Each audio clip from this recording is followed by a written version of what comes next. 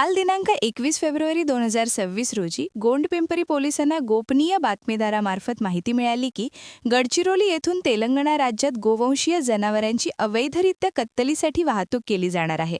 या माहितीच्या आधारे पोलिसांनी मौजा वढोली येथे नाकाबंदी केली। सकाळी सुमारे 6:30 वाजताच्या सुमारास संशयित पिकअप वाहने येताना दिसताच पोलिसांनी वाहनांना थांबवण्याचा इशारा केला।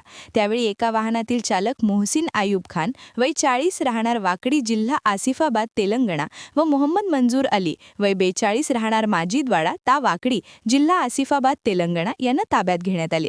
दरम्यान मागील 4 पिकअप वाहनांवरील चालकांनी पोलिसांना पाहताच वाहने वळवून पळण्याचा प्रयत्न केला। पोलिसांनी तत्काळ पाठलाग केला असता वढोली नदीपुलाजवळ आरोपींनी वाहने सोडून शेत शिवारात पळ काढला। पोलिसांनी शोध घेतला मात्र आरोपी पसार होण्यात यशस्वी झाले।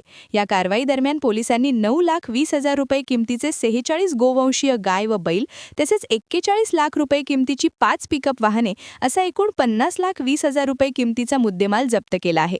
आरोपींविरुद्ध महाराष्ट्र प्राणी संरक्षण अधिनियम अंतर्गत गुन्हा दाखल करण्यात आला असून पुढील तपास सुरू आहे।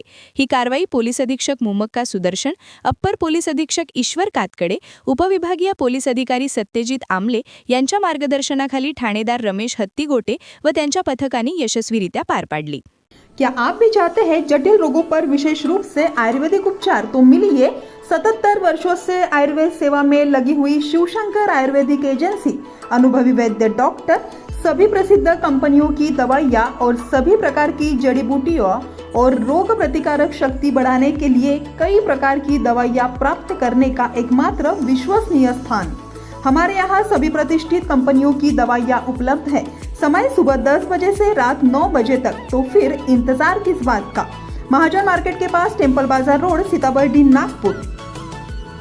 8605245080 9112079000।